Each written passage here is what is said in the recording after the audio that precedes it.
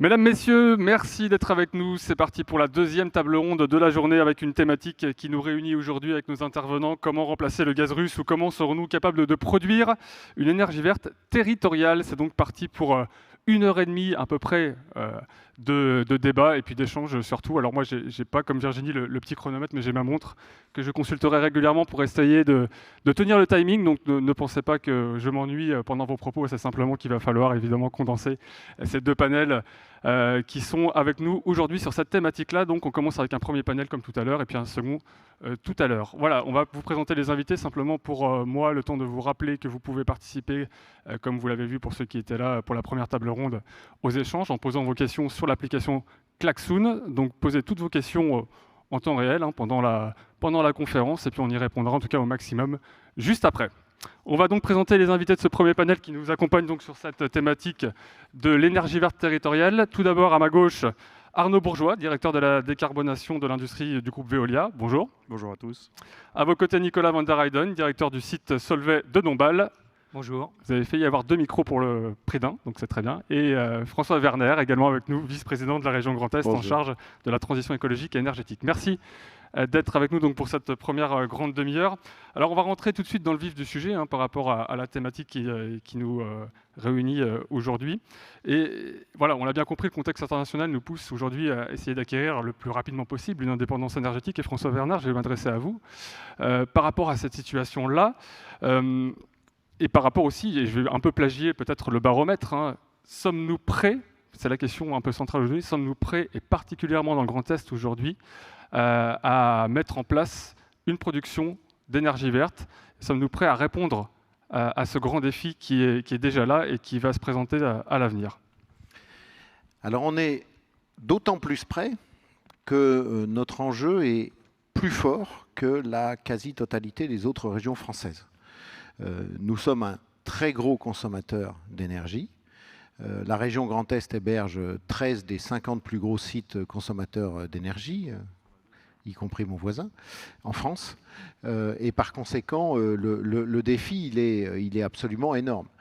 On est prêt, à mon avis, pour plusieurs raisons, y compris celles qui vous sembleront peut-être plus lointaines par rapport au sujet d'aujourd'hui.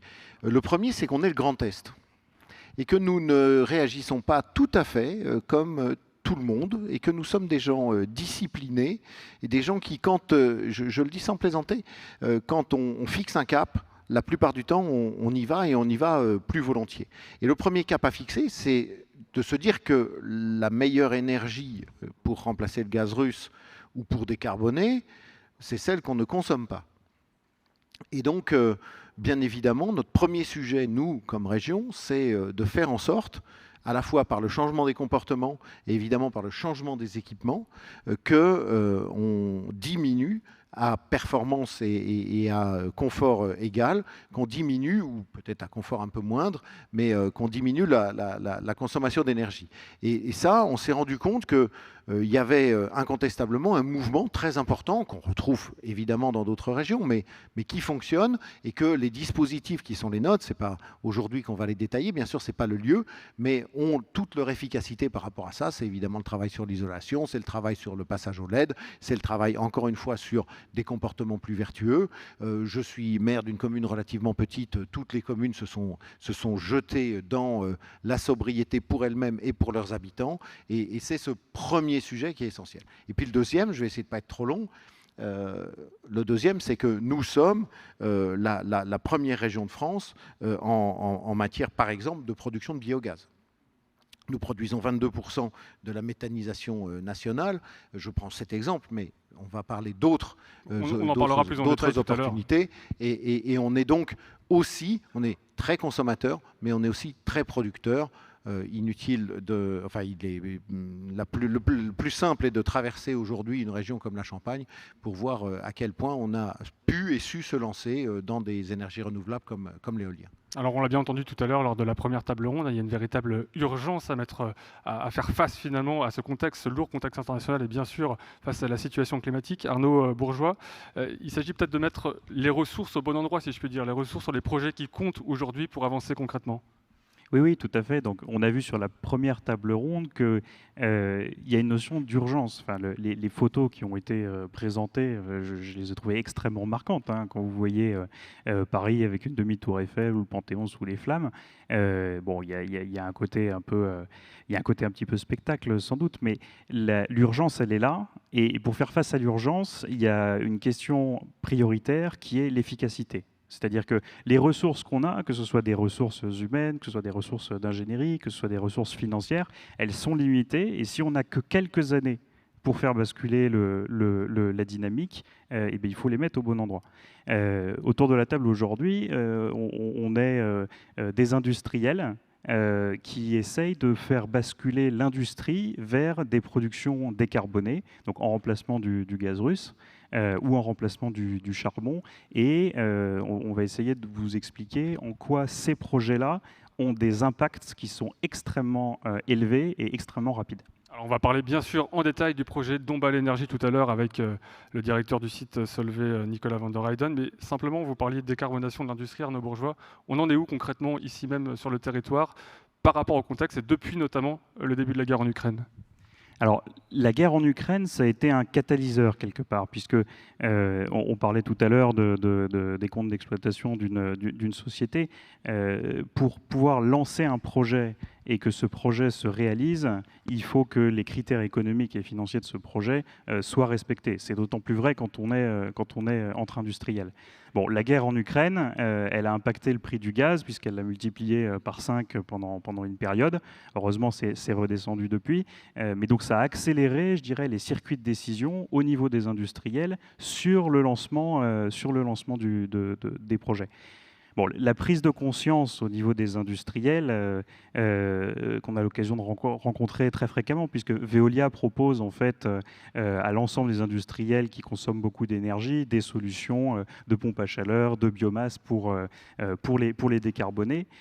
Ces industriels-là, ils sont aujourd'hui poussés par les pouvoirs publics, poussés par leurs actionnaires pour trouver des solutions de décarbonation. Donc oui, l'Ukraine a fait accélérer une dynamique qui était déjà lancée depuis quelques années. Alors justement, Nicolas van der Heyden, est-ce qu'il y a une véritable aujourd'hui prise de conscience de ces industriels que vous représentez aujourd'hui à travers Solvay, qui, on va le voir à travers l'exemple de cette nouvelle centrale, a complètement changé les choses dans son fonctionnement et ça fait depuis longtemps. Enfin, ce n'est pas une décision qui a été initiée aujourd'hui, ça fait à peu près 6 ans que vous réfléchissez à ce projet. Alors oui, l'usine de Solvay-Dombasle, c'est une usine qui fabrique du carbonate et du bicarbonate de soude. Donc c'est des produits made in Lorraine avec du sel et du calcaire lorrain. Et ça fait 150 ans qu'on est là. En 150 ans, on a traversé énormément de crises et on a dû se réinventer. Ici, j'ai la chance de diriger une usine qui doit faire sa transition écologique. Et je parle bien d'écologique parce qu'on parle d'énergie, on parle d'eau, on parle de sous-produits. C'est une vraie chance et c'est quand tout à l'heure on écoutait les jeunes là, qui disaient « Attendez, c'est la génération qui maintenant a les commandes, qui doit bouger ». Et je me sens vraiment investi de pouvoir bouger. C'est à notre tour de le faire parce que si on attend que les autres le fassent, ça sera trop tard. Donc oui, on a un projet. On peut parler du projet Dombasle Énergie et je peux vous expliquer en quelques mots de quoi il s'agit. Mais je voudrais juste vous remettre en perspective. Au début de la guerre en Ukraine, on s'est retrouvé du jour au lendemain avec plus de charbon, plus de gaz, plus d'anthracite. Tout ça venait d'Ukraine, du Donbass, de Russie pour le gaz. Du jour au lendemain, votre industrie n'est plus capable de s'alimenter. C'est une vraie remise en question, et pas seulement économique, mais aussi technique. Et donc, le projet qui arrive maintenant et qui sera sur les rails et qui, l'année prochaine, produira ses premières tonnes d'énergie, on va dire, est un projet qui a été longuement mûri. Ce n'est pas l'été 2022 que l'on s'est réveillé parce qu'il faisait énormément chaud, qu'on s'est dit on va commencer à se bouger. Donc ça fait déjà plus de 6 ans que mes prédécesseurs travaillent d'arrache-pied. Moi, ça fait 2 ans que je dirige cette usine et j'ai la chance de transformer l'essai. C'est maintenant que l'on construit, c'est maintenant que l'on crée cette filière. Alors on peut rentrer un peu dans le détail, puisqu'il s'agit d'une unité de cogénération CSR qui est mise en place. Alors, si je résume dans les lignes, les grands objectifs, c'est évidemment de réduire votre empreinte environnementale. C'est aussi de sortir des énergies fossiles, on l'a dit. Et ce qui nous intéresse encore plus dans cette table ronde, c'est de transformer les déchets non recyclables en énergie verte. Ça, c'est vraiment un des points forts de ce projet. Et j'ajoute également que vous allez faire moins de prélèvements d'eau également dans ce projet. Je crois qu'il y a une diminution de 7% des prélèvements d'eau que vous faites habituellement, c'est ça ? Oui, donc le projet, la beauté du projet, c'est que finalement, on revient à l'esprit de nos fondateurs, on retrouve une énergie locale. Et cette énergie, justement, c'est des produits issus des combustibles solides de récupération. Donc c'est vraiment la fraction que l'on n'arrive pas à valoriser aujourd'hui en recyclage. Le papier, on sait, le carton, on sait, le métal, on sait. Il y a une fraction, pour l'instant, qui va en enfouissement. Mais cette fraction, c'est celle-là que l'on va capter régionalement et qui va venir alimenter nos chaudières et substituer du charbon qui venait de Russie ou voire de plus loin maintenant, puisque pour l'instant, on doit l'acheminer de l'autre bout du monde. Donc, ces chaudières qui vont être construites, elles nous permettent de revenir à l'esprit d'origine. Je vous rappelle que Solvay, quand il est venu ici, c'est aussi parce qu'il y avait de l'énergie, il y avait du charbon lorrain à l'époque. On retrouve une énergie du territoire pour produire, on va dire, des produits qui, globalement, alimentent la France et quelques pays limitrophes. Donc on est bien sur une usine de taille moyenne. Alors ça paraît très grand vu de l'extérieur, mais pour ce genre d'industrie, c'est une usine de taille moyenne. Et on a la chance de pouvoir investir. C'est quand même des gros montants, c'est plus de 200 millions d'euros pour une transition comme ça, de pouvoir investir afin de finalement être des pionniers dans cette industrie et montrer la voie pour les autres afin d'avoir fait notre transition écologique. Avec l'implication forte évidemment de la région Grand Est, François Werner, je vous donne la main sur ce sujet. Voilà, si on fait un peu un tour d'horizon, on va le faire dans un instant, des grands projets qui vont participer finalement à accroître notre indépendance énergétique. Celui-ci, à Dombasle Énergie, c'est vraiment un des projets phares aujourd'hui dans le Grand Est de la France. Ah oui, c'est un des projets phares. D'ailleurs, le ministre de l'Industrie ne s'y est pas trompé puisqu'il est venu le voir récemment. Et ça, c'est aussi une autre de nos forces. Je vous rappelais qu'on avait 13 des sites les plus consommateurs d'énergie. Si on travaille sur ces 13 sites, évidemment, l'effet il est plus immédiat que si on travaille sur la boucherie sans eau. Et donc, c'est clair que l'enjeu est de pouvoir être prioritairement sur les gros. Mais je vais venir aux plus petits. Et donc, dans les masses qui viennent d'être évoquées par Nicolas, il y a l'ensemble de l'investissement. Et pour accompagner ces transformations-là, il faut qu'on soit capable de sortir beaucoup d'argent, et y compris pas mal d'argent public. Et donc, on travaille en partenariat avec l'ADEME sur le programme Climaction. Climaction, c'est 100 millions par an sur le territoire de la région Grand Est. Alors, c'est principalement l'ADEME, je tiens à rendre à César ce qui est à César. On se partage d'ailleurs les projets. L'ADEME travaille plus prioritairement sur les très gros projets, et nous sur les plus petits. Mais il est évident que ces soutiens-là, ils sont importants, parce qu'évidemment, c'est ce qui fait passer à un moment donné, vous l'avez évoqué, un projet, le projet se met à passer la barre de la potentielle rentabilité. C'est énormément de travail de transformation. On en a longuement parlé quand on était sur le site. Il faut aussi trouver la ressource. Ce n'est pas aussi simple que ça. Elle n'est pas aussi inépuisable qu'il n'y paraît. Il y a des concurrents pour aller manger cette ressource. Alors bon, c'est vrai qu'ils sont gros et qu'on aura tendance à leur faire plutôt confiance. Mais donc, la vitesse de la transformation, je vous entendais sur ce sujet-là, elle rend effectivement compliqué cet ensemble-là. Et c'est là que nous, on a un rôle aussi, pas seulement un rôle de banque, mais un rôle d'être capable d'évaluer à un instant T si la complexité, la totalité, la globalité de ces projets est aujourd'hui faisable, comment elle va se faire et comment effectivement on va pouvoir relocaliser au maximum notre production d'électricité, d'énergie, comme ça a été extrêmement bien dit. Alors on l'a bien compris, vous êtes tous les trois directement impliqués sur ce projet. Quel a été, Arnaud Bourgeois, le rôle peut-être d'accompagnement et bien plus que cela de Veolia tout au long de ce Dombasle Énergie ? Alors, sur Dombasle Énergie, c'est un des 2 grands projets, je dirais, phares qui ont été accompagnés par Veolia dans la région. Il y en a un deuxième qui est Norske Skog à Golbey, qui ressemble énormément et sur lequel j'ai l'idée le développement dont je pourrais parler plus facilement.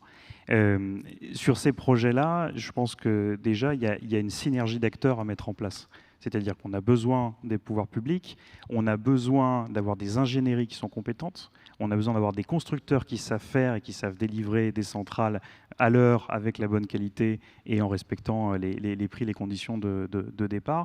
Et on a besoin d'avoir des organismes financiers, donc c'était Pearl Infrastructure hein, pour le projet de Golbey, qui soient capables finalement de lever et de monter des financements à plusieurs centaines de millions d'euros, comme c'était le cas pour Dombasle.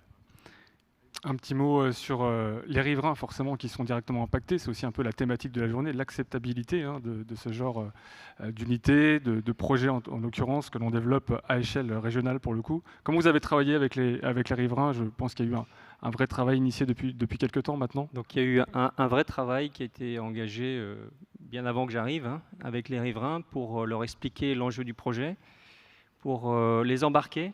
Donc on a été également bien aidé par les pouvoirs publics et par les mairies locales aussi pour nous aider à expliquer, puisque finalement c'est de la pédagogie, des réunions, des concertations publiques, des informations, où les gens ont pu se rendre compte finalement cet impact. On divise par 2 les émissions. Donc une centrale actuelle, ça émet environ 500 000 tonnes de CO2 par an, c'est significatif. Là, on va les couper par 2. Donc déjà, l'impact est très visible et palpable par chacun. C'est 240 000 allers-retours Paris-New York hein, qu'on va enlever. Donc ça vous donne, si dans le quotidien des gens, c'est énorme. Ça, c'est une chose. Et la deuxième chose, on a des techniques de contrôle des émissions, etc., qui nous permettent d'améliorer tous les paramètres environnementaux que l'on a par rapport à la situation actuelle. Donc non seulement on réduit le CO2, mais on améliore également la qualité globale de nos émissions. Donc ce sont des paramètres qui, évidemment, parlent à nos riverains. Donc ces points-là ont été longuement discutés. Également tout l'acheminement, comment on amène, on va dire, localement et jusqu'à l'usine le CSR. Donc tous ces sujets-là ont été abordés. Et bien sûr, on doit garder et on gardera le contact avec nos riverains. Et ils nous connaissent et ils nous contactent généralement quand il y a quelque chose qui ne va pas. Ils sont très réactifs pour ça. Un maximum de transparence, c'est le maître mot. C'était peut-être pas totalement le cas il y a encore quelques années. Aujourd'hui, vraiment, c'est la transparence à 100% avec les riverains et avec les citoyens plus généralement. Ce que je dis à mes équipes, c'est l'usine fermée, c'est fini. On est une usine ouverte sur le monde. Donc on reprend, et d'ailleurs le Covid nous a amplifié ça. On était tous fermés sur nous-mêmes, même si on était industriel, on était encore plus fermés. Donc on va refaire des portes ouvertes, on va réouvrir cette usine parce que l'acceptabilité de l'usine, ça passe par connaître ce qu'il y a dans l'usine. Visiter, les gens ont le droit de voir et puis voient les produits qu'ils utilisent dans le quotidien. Parce qu'avec une image probablement préconçue, en tout cas proche parfois du cliché, forcément, puisque vous faites partie, on l'a dit tout à l'heure, des 50 entreprises qui consommaient le plus d'énergie en France. Voilà, donc expliquer, ouvrir, et puis voir que le bicarbonate qu'ils utilisent à la maison, il vient de chez nous, et qu'il est produit fièrement par une équipe qui est engagée. Voilà. Vous vouliez ajouter un mot, Arnaud Bourgeois? Oui, on a une chance, hein, c'est qu'on a en France des autorités environnementales qui sont en fait extrêmement calées sur ces différents sujets. Et quelque part, elles nous aident dans les relations avec les riverains. Je voudrais prendre quelques exemples. Sur la centrale de Golbey, et puis ça revient aux critères d'acceptabilité. On peut d'ailleurs rappeler un peu cette centrale, à quoi elle va ressembler. Voilà. On peut en donner les grandes lignes en tout cas. Ouais, elle ressemble comme 2 gouttes d'eau à celle de Dombasle, sauf qu'au lieu de valoriser du CSR, on va valoriser du bois de récupération. Donc le bois de récupération, c'est quoi? C'est des vieux meubles, donc des meubles Ikea que vous avez utilisés 2 ans, que vous avez essayé de démonter. Et puis Seulement 2 ans? Voilà, ou 3 ou 4, bon. que vous avez démonté, et puis ils finissent aux encombrants. Donc ça fait des volumes de bois qui sont assez énormes, qui ont été enfouis pendant des années, et qui, depuis quelques années, sont de plus en plus récupérés. Donc ça fait une ressource qui est une ressource à base de bois. Donc quand on la brûle, finalement, on n'émet pas de CO2, puisque finalement le CO2 qui est libéré, c'est le CO2 qui a été capté par l'arbre quand il a poussé. Hein. Et voilà, c'est la principale différence. Après, c'est une cogénération. Une cogénération, c'est une chaudière qui va produire de la vapeur, qui va être turbinée pour faire de l'électricité. Et voilà, sur Golbey, il y a 200 gigawattheures d'électricité qui sont produits et 700 gigawattheures de chaleur. Ça, le faire à partir de bois, au lieu de le faire à partir de gaz, c'est une économie de 200 000 tonnes de CO2, donc c'est la même taille. J'aime bien faire le parallèle par rapport à l'efficacité dont on parlait tout à l'heure sur, par exemple, des écoles. Si vous prenez des écoles, vous voulez remplacer les chaudières gaz par des pompes à chaleur ou par des biomasses, bon, c'est des solutions. Finalement, l'impact de ce projet-là, c'est la transformation de 2000 écoles. Donc, je vous parle d'écoles élémentaires avec une dizaine de classes. Hein. Il faut quand même le faire pour les écoles. Il faut quand même le faire. Il faut évidemment quand même le faire. Donc ça permet de ça permet de voir aussi les ordres de grandeur. Vous vouliez aussi, je crois, ajouter la dimension des citoyens dans ce projet-là. Vous vouliez en parler? Oui, donc sur l'acceptabilité, dans le baromètre ELAB, je crois que le premier point qui ressortait, c'était qu'il ne fallait pas que les solutions de décarbonation aient des impacts sur la santé. Et donc, ce qui se fait quand on développe ce type de centrale, c'est qu'on va aller vérifier les émissions. En fait, donc évidemment, quand vous brûlez quelque chose, vous avez une cheminée et donc il y a de la fumée qui sort. Et cette fumée, il faut qu'elle soit le plus propre possible et en tout cas qu'elle ait zéro impact sur la santé des gens. Et donc, pour vérifier ça, comment on fait? On va planter des petits potagers à une certaine distance de la centrale. On va mettre dedans des blettes. Alors pourquoi des blettes? Parce que ça a des grandes feuilles vertes, donc ça capte tout ce qui passe. Et puis, on va les faire pousser pendant quelques semaines, on va faire des analyses et on va mesurer les quantités de polluants qui sont à l'intérieur. Donc c'est un moyen de communiquer et de rassurer les voisins, mais aussi c'est un moyen objectif et scientifique de montrer que ces installations-là ont un impact environnemental qui est très très très faible. Si on continue un petit peu sur le thème de l'acceptabilité, François Werner, on l'a vu dans le baromètre Veolia ELAB, seul un tiers des Français aujourd'hui sont convaincus que l'avenir climatique et écologique est encore entre nos mains. Alors si j'extrapole un tout petit peu, sont-ils pour autant prêts à accepter l'installation de nouvelles unités près de chez eux? Ça, c'est une vraie question qu'on peut se poser aussi. On l'a un petit peu évoqué là. Bien sûr, il y a un vrai travail préalable, mais est-ce qu'ils sont prêts aussi à réaliser quelque part un peu cet effort, entre guillemets? Non, c'est un sujet qui est pas simple. Après, dès lors qu'on va vers la transparence, tous les sujets, il n'y a pas que le sujet énergétique, qui est aujourd'hui un sujet qui est difficile à faire passer. La densification urbaine présente exactement le même type de difficulté. C'est-à-dire tout le monde dit oui, zéro artificialisation nette des sols, etc. Mais après, on dit, bah oui, du coup, l'immeuble qui est en face de chez toi va avoir un étage de plus, et là, on est contre. Donc, à quoi on travaille, les collectivités et l'empilement de collectivités, qui en l'occurrence peut être salutaire dans ce cas précis, travaillent, c'est à dire, bon, bah, avant, on ne demandait pas leur avis aux gens et on faisait sans eux, ça ne marche plus. Mais c'est qu'aujourd'hui, quand on met quand même tous les ingrédients dans les mains des habitants, des riverains, et il faut aussi parfois aller un petit peu plus large sur la question des riverains, c'est aujourd'hui un bassin d'emploi, Solvay très largement, on se rend compte que c'est faisable, à condition de piloter la discussion avec des industriels qui sont en capacité de le faire, et le discours que j'entends ce matin est quand même très différent de celui qui aurait été tenu il y a 10 ans, mais même le mien. Et donc, on voit bien qu'il n'y a de solution sur ce sujet qu'en étant encore plus transparent, peut-être plus méthodique, et puis, quelquefois, à un moment donné, il faut que l'intérêt d'une collectivité comme la région, c'est qu'on est à la fois territorialisé, mais aussi quelquefois un tout petit peu plus lointain par rapport à un maire, encore une fois que je suis, et qui peut être en difficulté sur un sujet comme celui-là. Donc on est là pour aider ça, on est sur ce travail de catalysation. Je pense néanmoins, j'entends le propos sur le sondage, je pense néanmoins, quelle que soit l'opinion qu'on a, finalement, je croise encore des climato-sceptiques, ça existe aussi, je pense quand même que tout le monde est en train de changer. Ou en tout cas une telle majorité de gens sont en train de changer.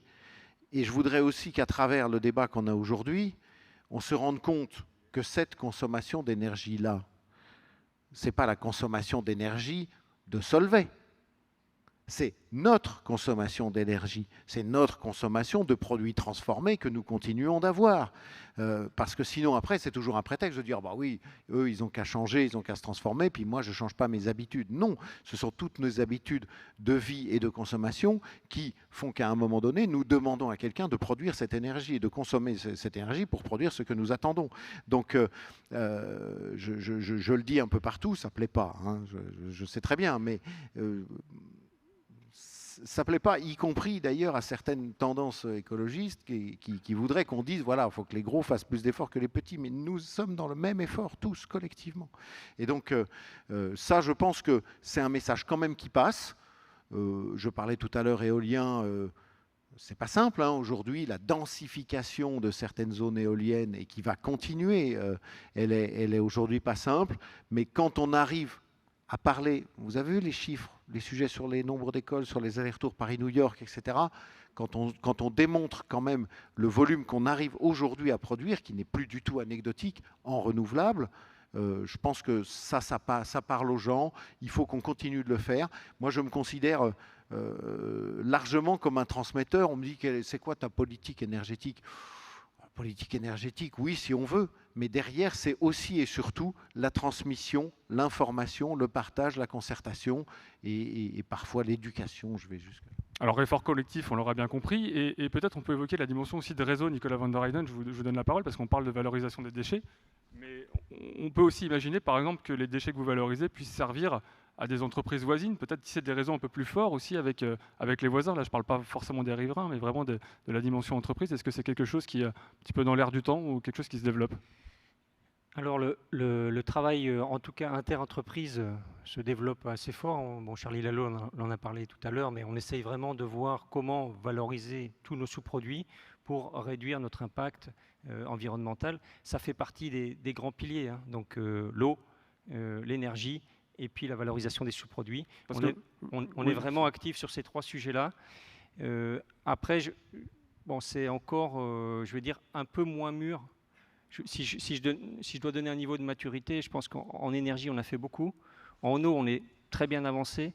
Et puis, il y a la circularité de nos sous-produits, finalement, qui là est encore un sujet plus en gestation et que l'on est en train de travailler. Oui. Alors la grande question, c'est comment on peut maintenant accélérer les choses, parce qu'on l'a dit, on a rappelé qu'il y avait cette urgence aujourd'hui, il faut toujours faire plus, faire mieux. Arnaud Bourgeois, c'est, alors peut-être que François Bernard l'a un peu introduit, mais une mobilisation de tous, c'est-à-dire qu'on a besoin, on l'a entendu dans la première table ronde, des ingénieurs, des pouvoirs publics bien sûr, des industriels également, c'est une mobilisation générale, j'ai envie de dire aujourd'hui, pour répondre à cet appel-là, et pour créer toujours plus d'énergie verte et donc accroître notre indépendance énergétique. Oui, tout à fait. Alors, je pense que c'est des projets qui sont absolument géniaux pour un développeur, pour un entrepreneur, pour un ingénieur qui a envie de faire bouger les choses finalement. Donc c'est des projets qui sont très longs, hein. Il faut entre 3 et 6 ans pour arriver à les sortir. Pendant entre 3 et 6 ans, il va falloir gérer des dizaines de partenaires, des négociations parfois plus compliquées, parfois plus simples, trouver des solutions techniques. Je pense qu'il y a un vrai enjeu de technicité, de technologie, parce que finalement on est sur des chaudières, sur des cogénérations qui sont un petit peu innovantes, dans le sens où le CSR qui va être brûlé à Dombasle, c'est quelque chose qui n'existait pas il y a 10 ans. Le bois de récupération, il y a 5 ans, il n'y avait que deux centrales en France qui étaient capables de valoriser ce genre de choses. Donc il y a des défis technologiques, il y a de l'innovation, c'est pour ça que c'est très intéressant pour des ingénieurs. Il y a des notions de développement alors qui dépassent souvent les frontières de l'usine, hein, c'était ce qui a été introduit tout à l'heure, mais très souvent quand on fait ce type de centrale, on la connecte au réseau de chaleur de la ville, de manière à pouvoir chauffer aussi les écoles dont on parlait tout à l'heure, les hôpitaux et puis l'ensemble des bâtiments communaux et résidentiels qui le souhaitent. Alors on va vers la conclusion, Nicolas van der Heyden, les prochaines grandes dates, les prochaines évolutions, Dombasle Énergie, on en est où concrètement, puisqu'on ne l'a peut-être pas encore complètement dit. Donc si vous passez le long de Dombasle, vous verrez des grands bâtiments, il y a à peu près une quarantaine de mètres de haut déjà, hein, ça va culminer à 60 mètres, donc on est à la moitié de la construction. Donc début d'année prochaine, on aura une construction terminée, on pourra commencer les essais de mise en service. Évidemment, les ajustements, hein, puisqu'il y aura toujours des petites corrections. Hein. Quand on fait un nouveau projet comme ça, il faut que les ingénieurs, évidemment, résolvent les problèmes qui ressortent. Et puis, fin d'année prochaine, on pourra envisager la mise en service industriel de cette opération, les tests de performance hein, qui sont associés, puisque l'ADEME nous suit. Il y a évidemment tout un mécanisme d'accompagnement avec des C2E. Donc, il y a vraiment une démonstration de l'efficacité énergétique de cette installation à faire et à prouver. Et puis, elle rentrera en service et on pourra définitivement arrêter le charbon à Dombasle. Eh bien voilà, merci beaucoup François Werner. Pour vous, le mot de la fin, la question de la fin en tous les cas. Voilà, on peut imaginer déjà un peu les contours de notre territoire de demain et surtout comment encore accélérer cette transition écologique qu'on a opérée dans le Grand Est. Est-ce qu'il faut aller vers plus de mix énergétique également? Peut-être l'hydrogène peut être une des solutions des prochaines années? Alors d'abord, effectivement, nous avons choisi d'être complètement agnostiques sur le sujet et nous n'avons pas de doctrine, c'est-à-dire que ce que nous pensons surtout, c'est que c'est en faisant jouer tous les curseurs qu'on arrivera à des solutions. Effectivement, les projets hydrogène sont particulièrement intéressants. Ils sont 2 fois intéressants pour nous, 3 fois même. La première, c'est qu'il y a potentiellement de gros consommateurs. Les transports, ça on le retrouve toujours, mais aussi de gros sites industriels, et c'est quand même en concentrant la consommation qu'on peut rendre, je dirais, relativement viable le projet hydrogène. La deuxième raison, c'est qu'on est au carrefour des grands axes d'hydrogène envisagés par la Commission européenne. Et puis la troisième, c'est qu'on a beaucoup d'énergie renouvelable non stockable, c'est vrai pour l'éolien et pour le photovoltaïque. Donc on a un très très gros enjeu bien sûr sur l'hydrogène. Comment accélérer demain? Nous, on est en train de mettre la dernière main à un outil qui nous semble intéressant. Je parlais tout à l'heure subventions sur les opérations Climaction, mais on pense aussi qu'on peut aussi, nous, contribuer à amorcer d'une pompe qui peut avoir un vrai retour économique. Donc on est en train de créer une SEM sur les énergies renouvelables pour pouvoir faciliter le lancement des différents projets qui sont aujourd'hui dans les tuyaux et qui sinon risquent de prendre un peu plus de temps en termes de financement. Mais on l'a compris, il y a le financement, il y a l'acceptabilité aussi, il ne faut pas se tromper, et on essaye de travailler sur ces 2 aspects-là. Comment accélérer les choses aussi en prenant en compte les différentes startups qui fleurissent sur le territoire. On va en parler juste après. Merci beaucoup, messieurs. On peut vous applaudir. Merci pour votre intervention. C'est l'heure du grand switch. Je vais passer de l'autre côté, mais auparavant, on va regarder une petite vidéo qui fait écho au baromètre Veolia et Lab sur la thématique que l'on est en train d'explorer actuellement.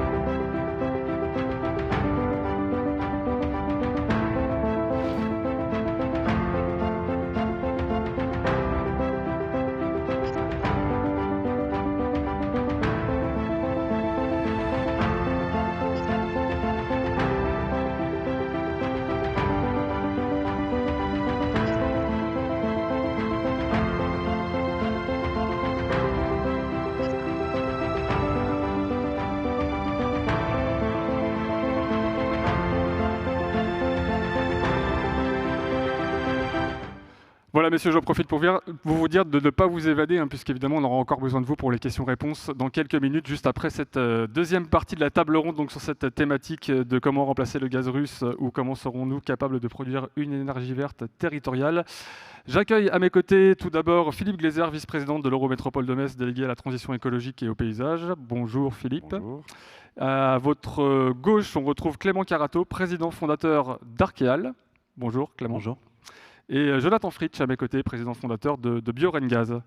Alors si je ne dis pas de bêtises, Clément, donc Arkeal, vous avez développé une solution de micro-méthanisation complète pour la conversion des biodéchets en énergie. Donc on y reviendra tout à l'heure un peu plus en détail. Et pour Biorengaz, pour bien situer les choses, c'est donc une start-up qui a été fondée en 2019, Jonathan, si je ne dis pas de bêtises, qui est sur Strasbourg et qui développe une technologie de méthanisation qu'on peut qualifier d'innovante, évidemment d'écologique et de modulable, qui permet l'optimisation du modèle économique et environnemental de la valorisation des biodéchets. C'est complet ? Merci beaucoup.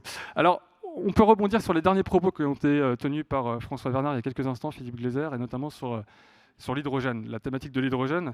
Je sais qu'à l'Eurométropole de Metz en particulier, et je crois que c'est plus que jamais d'actualité, vous avez vraiment une vocation pour ambition de développer cette filière de l'hydrogène, et vous avez lancé il y a quelques semaines maintenant H2Metz. Est-ce qu'on peut en dire un petit peu plus sur le sujet? Alors oui Arnaud, effectivement, on est actuellement en train de modéliser un système sur la métropole au niveau de l'hydrogène, avec comme objectif derrière de décarboner notre mobilité.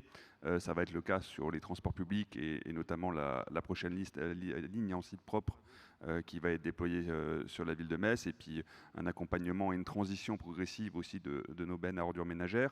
Donc c'est un projet lourd sur lequel on a créé cette société qui est une société d'économie mixte dans laquelle la métropole est partie prenante avec l'UM et John Cockerill, avec la vraie volonté de créer un nouvel écosystème vert, parce que ce sera de l'hydrogène vert, parce que UM a la capacité aujourd'hui de produire soit via l'éolien, soit via le photovoltaïque de l'hydrogène vert pour ce projet. Et donc on pourra décarboner effectivement nos lignes de transport en commun, et par là même, du coup, parce que c'est une nouvelle ligne qui vient se mettre, améliorer aussi la mobilité de nos concitoyens, ce qui va de pair dans notre recherche de transition écologique. Alors on va beaucoup parler de méthanisation dans cette table ronde-là avec Clément Carato notamment et Jonathan Fritsch. Alors micro-méthanisation et méthanisation, déjà on n'est pas forcément sur le même secteur. Est-ce que vous pouvez peut-être, chacun à votre tour, nous donner les différences, je dis les deux différences, il y en a peut-être plus que ça, entre vos deux startups. Là on parle, Clément, pour vous de micro-méthanisation urbaine. Alors, micro-méthanisation urbaine, on est sur déjà sur des gisements qui sont autour de 200 à 600 tonnes chez Arcal par an. Donc, bien différent des 30 000 et plus par an de des la petits gisements pour classique. Et cette méthanisation, micro-méthanisation, elle a vocation de se rapprocher du gisement de biodéchets, notamment pour Arcal, plutôt spécialisé sur le déchet alimentaire. Rapprocher et éviter justement ce transport longue distance, et aussi la création de réseaux énergétiques. Donc on va finalement réduire ce réseau énergétique pour favoriser l'autoconsommation, notamment des acteurs plutôt urbains qui vont consommer l'énergie plutôt en milieu urbain. Donc ça, c'est une des premières différence. D'ailleurs, on peut tout de suite dire pour Biorengas de quoi il s'agit, puisque là, pour le coup, on n'est pas forcément en ville, on est plus à la campagne, si je résume un peu vulgairement les choses, et on n'est pas sur les mêmes échelles non plus, les mêmes valeurs. Oui, tout à fait. La société Biorengas a une technologie brevetée de méthanisation. On a standardisé celle-ci. Le plus petit gisement de déchets alimentaires est de 1000 tonnes. On a une technologie plug and play qu'on peut rajouter sur des sites de méthanisation déjà existants. Donc là, l'objectif, c'est de se retrouver au bon compromis entre la distance avec la collectivité et également la zone de retour au sol des matières fertilisantes qui sont produites, tout en bénéficiant d'investissements qui ont été déjà réalisés, d'un contexte plus favorable pour l'implantation de ces installations, et des retours d'expérience des agriculteurs méthaniseurs, mais également parfois de collectivités qui investissent dans ce secteur d'activité, ou de groupes du traitement des déchets et de l'énergie. Et parce que vous œuvrez sur des unités de méthanisation déjà existantes, alors que, pour continuer dans le jeu des 7 différences peut-être, Clément, vous, on parle de chaînes complètes. Oui, absolument. Donc on est vraiment sur un micro-méthaniseur complet, avec toute la partie pré-traitement du biodéchet jusqu'à épuration du biogaz et directement connexion au local technique du client. Donc on est vraiment sur une solution qui s'installe clé en main chez les producteurs urbains. Donc on va penser aux collectivités, on va penser aux supermarchés, aux cuisines centrales, aux marchés de gros, etc. De manière un peu générale, est-ce que vous pensez peut-être, Jonathan, que la filière de la méthanisation est selon vous peut-être la principale réponse, ou en tout cas une des principales réponses à cette quête d'indépendance énergétique ? L'indépendance énergétique arrivera par des actions dans de multiples secteurs d'activité. On parlait de l'hydrogène, on parle de la méthanisation, on parle du photovoltaïque, on parle de la biomasse, on parle de l'éolien. Une seule production d'énergie ne nous permettra pas d'atteindre l'indépendance recherchée. Il est nécessaire cependant d'agir sur ces différents secteurs d'activité, et il est vrai que la méthanisation est une solution qui peut être déployée très efficacement à court terme. Quel est votre regard, Philippe Glaser, là, sur ce qui vient d'être dit, sur ces deux startups au visage un peu différent, mais aussi complémentaires quelque part?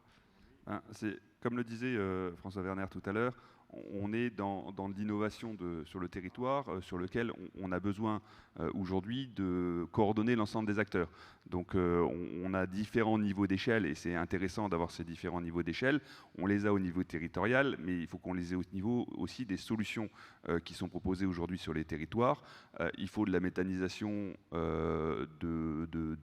envie de dire de masse, qui permettent de vraiment développer une énergie qui peut être utilisée de manière importante. Et puis, il faut aussi des solutions au quotidien pour l'ensemble des acteurs, que ce soit des acteurs en milieu urbain ou des acteurs en milieu plus rural, qui permettent à chacun d'aller vers sa transition.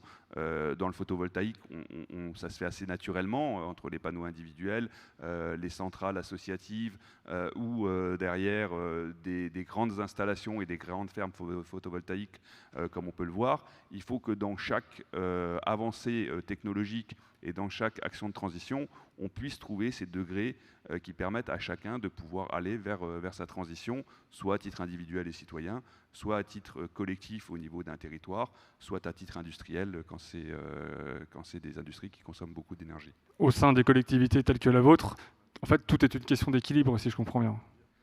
On parle d'acceptabilité depuis le début de la matinée. Chaque solution a aussi ses contraintes, a aussi la nécessité de rentrer en contact avec l'ensemble d'un écosystème. Quand on parle méthanisation, on parle aussi agriculture, donc autosuffisance alimentaire. Il ne faudrait pas qu'un système vienne pénaliser un autre grand enjeu qu'on peut avoir dans les années à venir en matière d'équilibre au niveau de notre société et au niveau de nos territoires. Donc la veille qu'on a, nous, en tant que collectivité, au travers de l'ensemble des documents sur lesquels on travaille, la région sur le SRADET, nous sur le plan climat ou le schéma directeur des énergies, on est dans la complémentarité des systèmes, en essayant qu'un système n'ait pas trop d'impact négatif sur le reste de l'environnement.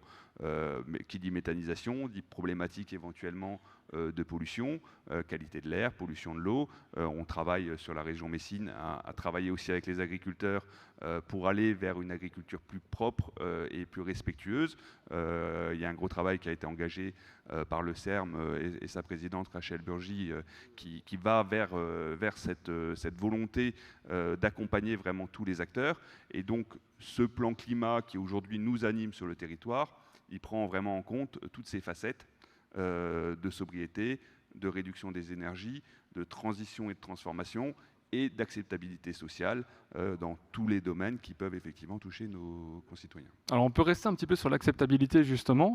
Alors vous êtes pas en plein cœur de ville, pas encore au centre-ville, mais cette microméthanisation va être installée peut-être dans les milieux un peu périurbains, vous allez peut-être nous l'expliquer. Il y a aussi bien sûr cette notion d'acceptabilité à prendre en compte dans votre travail quotidien, et peut-être avec une réglementation peut-être un peu plus stricte aussi, puisqu'on n'est pas dans des environnements à la campagne peut-être sur lesquels vous intervenez régulièrement, mais là on est en plein cœur presque de la ville. Est-ce que quelle est la réglementation quelque part par rapport à l'intégration de ces unités-là, et quelle est l'acceptabilité des riverains aujourd'hui sur vos premières expériences? Ouais, alors sur l'acceptabilité sociale et la réglementation, forcément c'est un des sujets qu'on a pris très tôt chez nous. Plus on se rapproche des habitations, plus on va être soumis à cette demande. Donc très rapidement, dans notre concept, on a intégré un certain nombre dans notre process et dans notre concept, dans notre design, un certain nombre de prérequis qui nous permettent de bien s'intégrer en milieu urbain. On pense à l'esthétique aussi, c'est important. Notamment l'esthétique, notamment notre réacteur biologique, qui est la pièce centrale du méthaniseur, qui est enterré, un peu à l'analogie des containers à verre qui se sont développés à l'extérieur, puis ont été enterrés petit à petit. Donc ça, c'est un premier point. Bien sûr, la régulation des nuisances olfactives, auditives. Et ensuite, on vient à la réglementation. Alors, la réglementation ICPE, qui s'applique à la méthanisation, s'applique à la méthanisation en général. Donc, elle prend aussi en compte la microméthanisation aujourd'hui. Elle implique des distances par rapport aux habitations, aux ERP. Donc, pour l'autoconsommation, on a l'avantage de pouvoir, pour un ERP ou une habitation qui veut consommer son énergie, on peut se placer à côté. Par contre, si elle ne bénéficie pas de l'énergie produite, on va devoir avoir une distance de 200 mètres. Donc c'est quand même une contrainte réglementaire qui s'applique à toute la méthanisation. Et peut-être un message finalement aux décideurs politiques. La microméthanisation est aujourd'hui une innovation, c'est une innovation, une brique supplémentaire de la méthanisation, et qui demande aussi un aménagement de l'ICPE pour pouvoir s'implanter et se développer pour finalement compléter ce mix de valorisation avec la méthanisation centralisée, le compostage, etc. Alors une question un peu plus ouverte, Jonathan. Aujourd'hui, d'après une donnée de l'ADEME qui date de 2019, seulement 20% aujourd'hui des biodéchets sont recyclés en France. Le reste est donc soit incinéré, soit enfoui pour l'essentiel. Est-ce qu'il y a une vraie marge de progression encore là-dessus à réaliser? Vous y participez, mais il y a encore une grosse marge de progression. On va essayer d'y participer très prochainement. Effectivement, nous travaillons actuellement sur un projet de démonstrateur. Nous sommes un petit peu dans l'expectative de la validation des financements et régionaux et ADEME pour pouvoir concrétiser ce premier projet. Donc là, vous lancez un appel, si je comprends bien. Oui. En regardant bien derrière moi, c'est ça? Monsieur Werner, je suppose, m'a entendu. Nous souhaitons effectivement aider à valoriser ces déchets. Le tri à la source des biodéchets sera obligatoire en France et dans toute l'Europe au 1er janvier 2024. Donc avec cette solution modulaire, facilement incrémentable sur des sites de méthanisation agricole, celle-ci permet de fournir une solution locale, de proximité, pour les collectivités, de valorisation énergétique de ces déchets alimentaires. Donc effectivement, il y a une belle marge de progression au vu des 20% actuellement valorisés. Et si effectivement on arrivait à passer 75-80% avec bien entendu une valorisation énergétique et pas uniquement une valorisation agronomique telle que le compostage, ça pourrait représenter un gisement d'énergie renouvelable locale relativement intéressant. Alors Philippe Lézard, c'est pas un appel du pied que je vous fais, mais est-ce que typiquement vous pourriez travailler avec ces startups? Oui, bien évidemment, on est dans cette dynamique d'étudier toutes les solutions. Et comme le disait mon voisin, on est dans ce schéma où il faut qu'on facilite au maximum aujourd'hui la mise en œuvre de ces solutions avec les contraintes sur lesquelles on essaye tous de trouver des solutions. Je peux vous prendre quelques exemples. Nous, la valorisation de déchets, par exemple, sur Metz, c'est d'histoire ancienne déjà pour nous, j'ai envie de dire. On a des unités de valorisation énergétique au niveau de notre réseau de chaleur urbain qui nous permet d'avoir le 4e réseau de chaleur urbain de France. On est sur 120 km sur la métropole. On est en train de développer. Voilà, donc il va falloir qu'on continue à trouver des solutions pour alimenter en énergie notre réseau de chaleur urbain. Et donc tous les projets qui peuvent venir faciliter cette alimentation et accompagner en même temps les transitions qu'il peut y avoir au niveau des déchets sont des solutions qu'il faut qu'on agglomère de manière à trouver nos solutions énergétiques aussi, parce qu'en tant que collectivité, on est aussi un gros consommateur d'énergie, que ce soit sur les mobilités, sur les déchets, sur l'énergie. Je reviens juste sur le baromètre Clément Carato. Je voulais vous poser une question sur une donnée. 77% des Français, d'après ce baromètre-là, accepteraient d'avoir des sites industriels de recyclage installés sur leur territoire de vie. Donc ça peut que conforter votre projet, si je comprends bien. Alors vous travaillez essentiellement pour l'instant peut-être avec des collectivités, des maraîchers, des supermarchés. C'est un peu le cœur, entre guillemets, de votre clientèle. Ça, c'est plutôt une donnée intéressante à prendre en compte pour vous. Alors oui, c'est intéressant. Alors du moins sur le papier. Après, en conditions réelles, on a aussi, on peut se confronter à de la défiance sociale. En tout cas, je pense que la table d'avant, on a parlé. Je pense qu'il faut utiliser la transparence. Des solutions, peut-être aussi à taille humaine, plus humaine, peuvent aussi aider à vulgariser les technologies.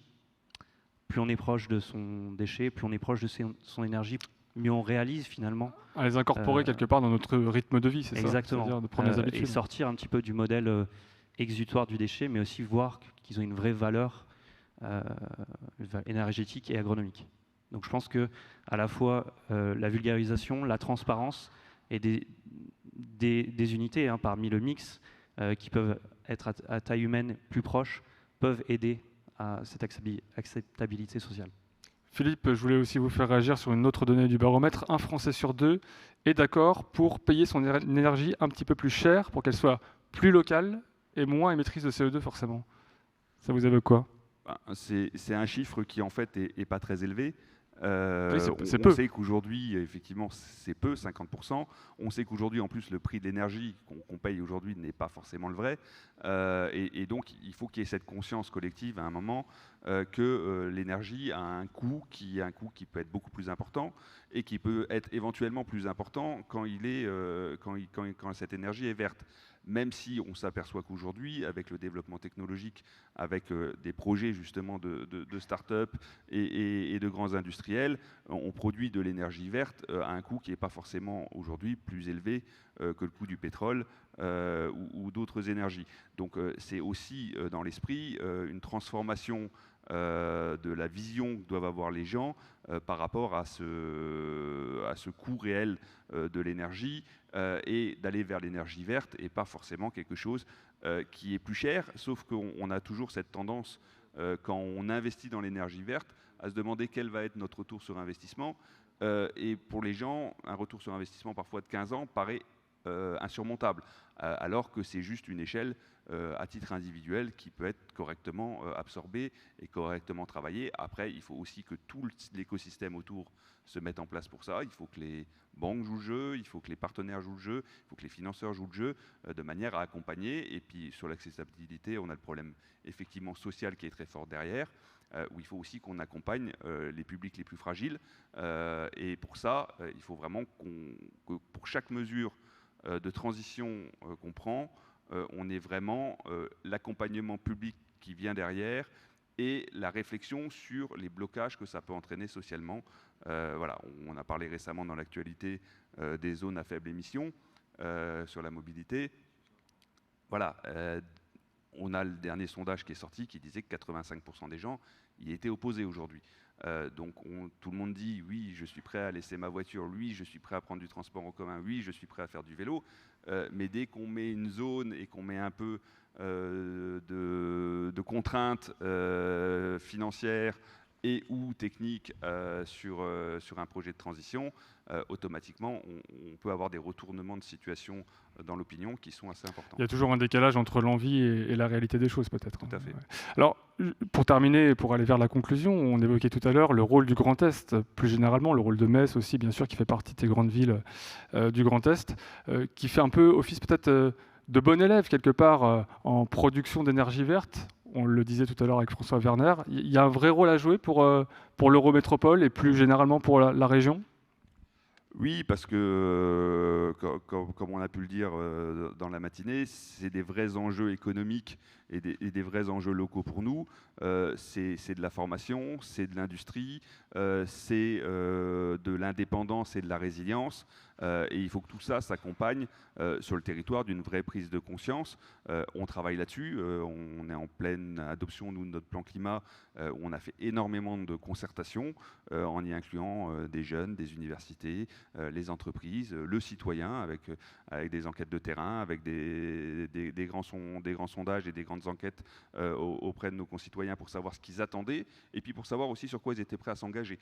Parce qu'il est aussi important aujourd'hui que chacun prenne un engagement individuel sur cette transition et sur cette transformation de manière à ce qu'on puisse avancer collectivement. De bien cibler les choses. Clément Carato, Jonathan Fritsch, un dernier mot pour nous dire voilà, les prochaines étapes pour Arkeal. Ce sont lesquelles? On en est où d'ailleurs concrètement aujourd'hui dans l'évolution de votre projet?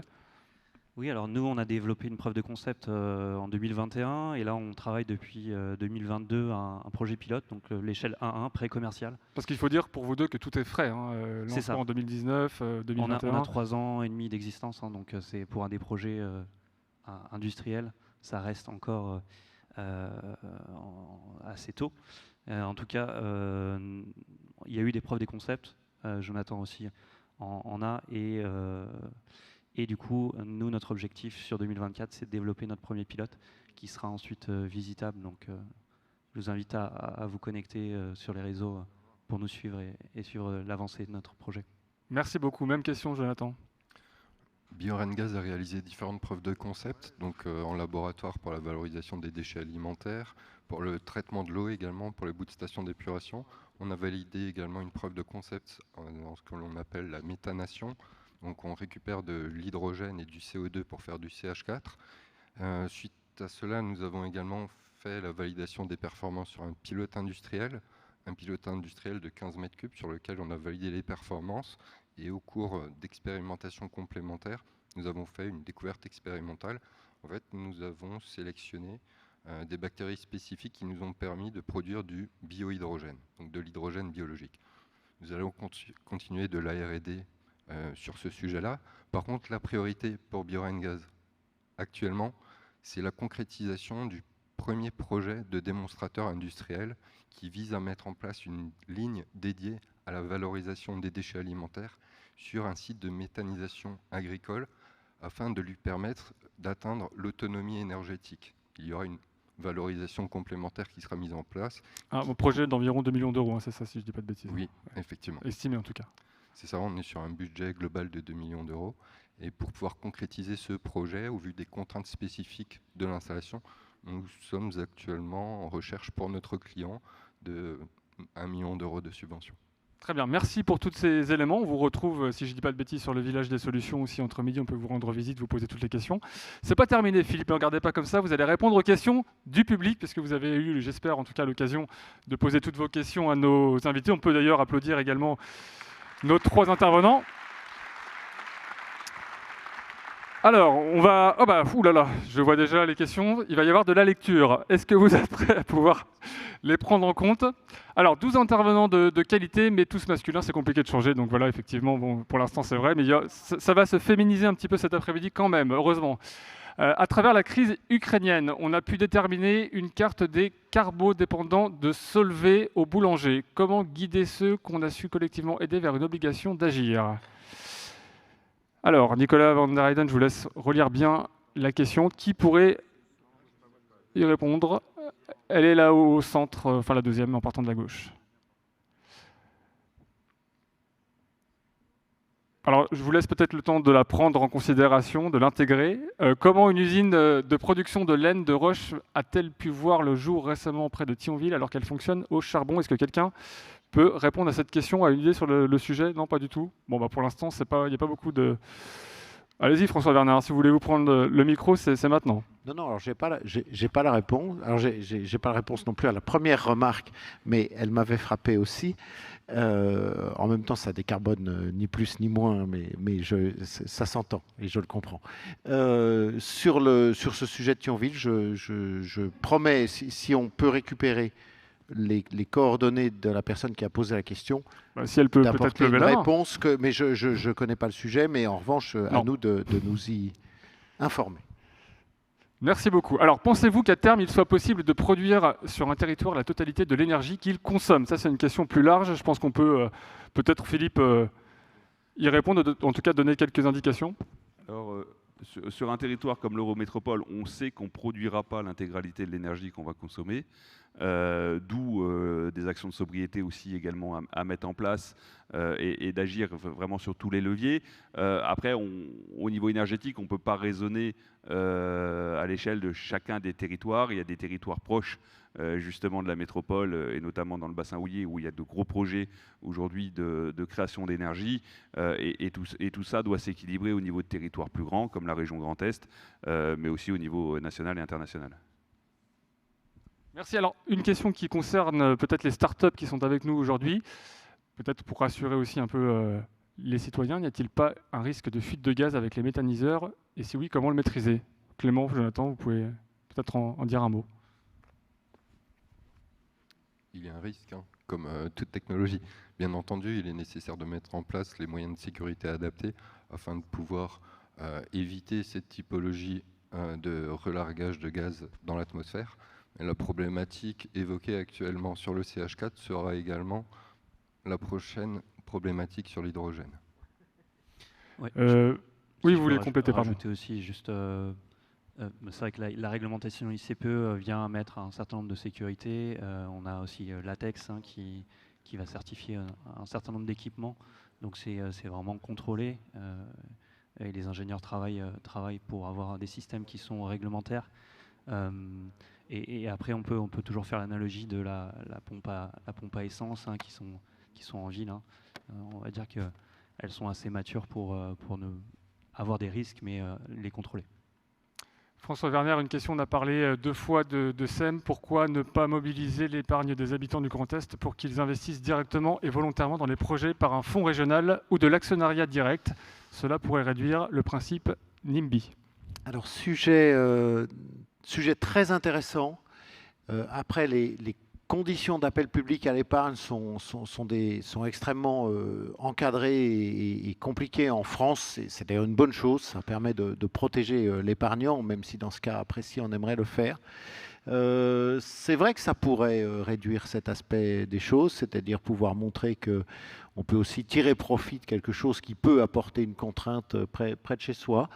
C'est un sujet qui mérite interrogation. Alors pas dans une SEM, parce que c'est vraiment 2 sujets qui sont très très différents, donc pas dans la SEM, sinon ça fait cohabiter des actionnaires qui sont trop différents et avec des réglementations qui sont trop différentes. Ça c'est le financier qui vous répond. Mais sur le principe, ça mérite vraiment intérêt et on va s'y pencher, pourquoi pas. Alors on parlera des ressources de notre territoire tout à l'heure, cet après-midi, lors de la 3e table ronde. Mais une question quand même, Arnaud Bourgeois. Peut-être pour compléter. Allez-y, complétez, puis je vous repose une question juste après, donc gardez le micro. Oui, pour compléter ce que disait M. Werner, aujourd'hui, il y a l'investissement participatif qui est en train de décoller et qui est, je dirais, de plus en plus significatif en montant levé et qu'on a encore du mal à mobiliser sur les grands projets d'infrastructure. Donc il y a quelque chose à faire là-dessus. Les pouvoirs publics nous poussent à aller chercher ce financement participatif en bonifiant les subventions dans un certain nombre de cas.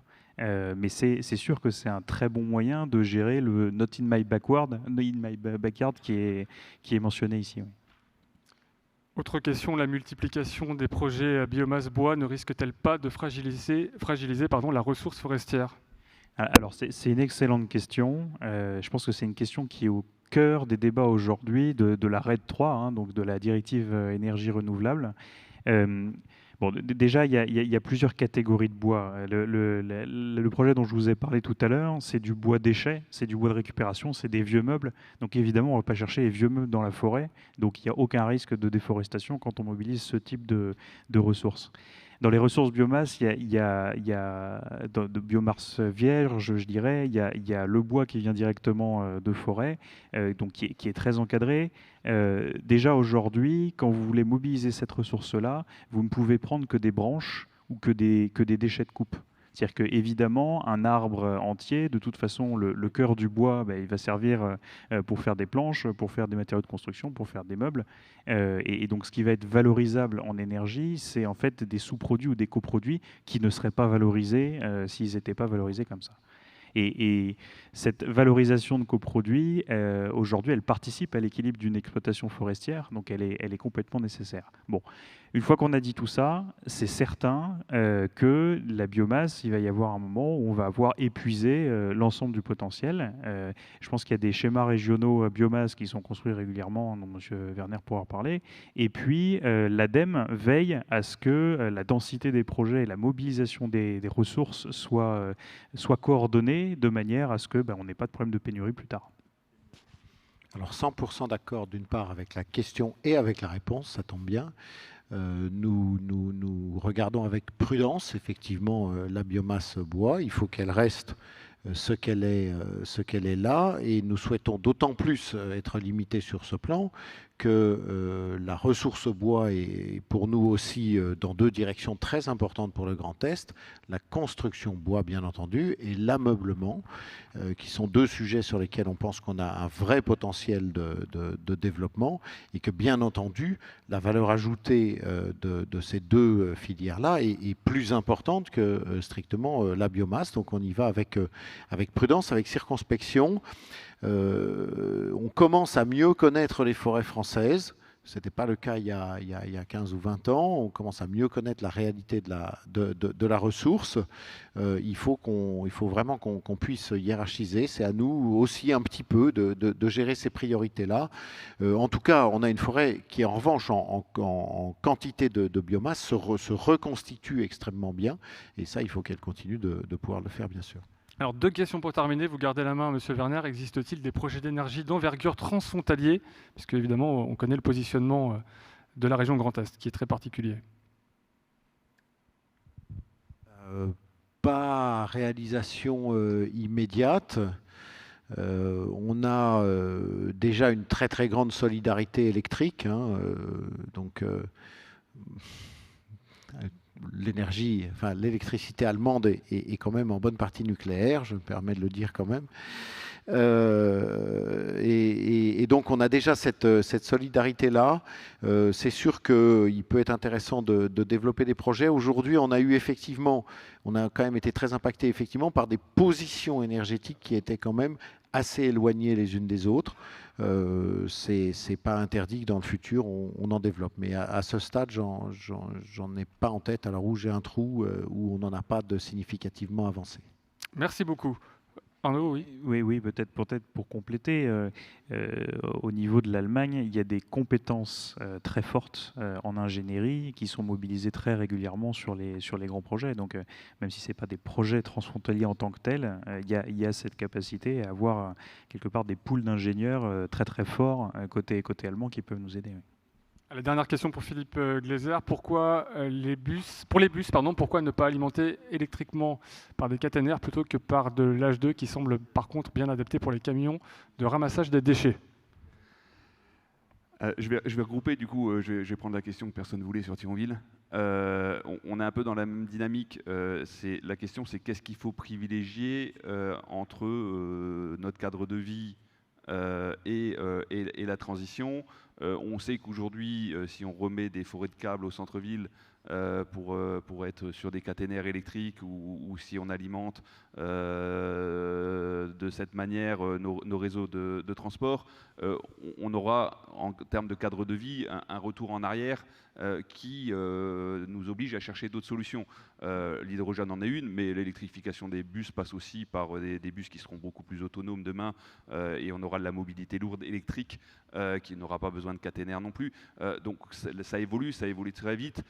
Et donc faire des gros investissements aujourd'hui d'infrastructures qui en plus seraient à l'inverse de ce qu'on développe en matière de cadre de vie.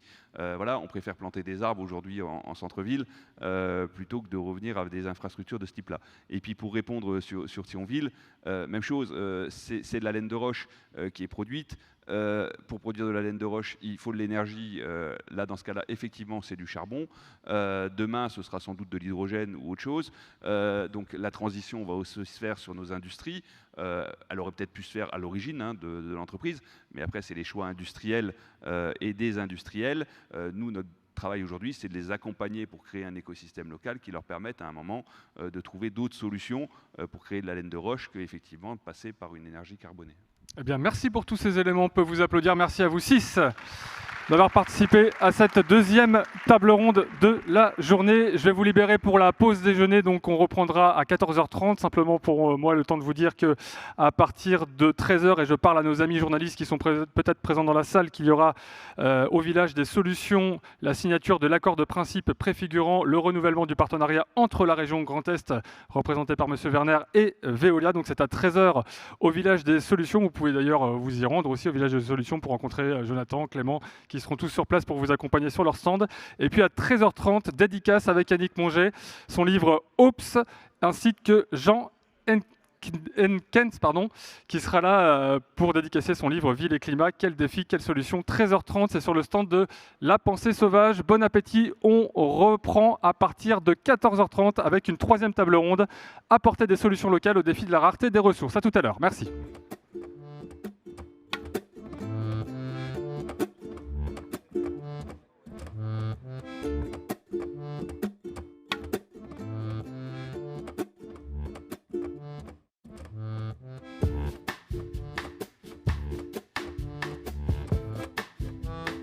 Ha ha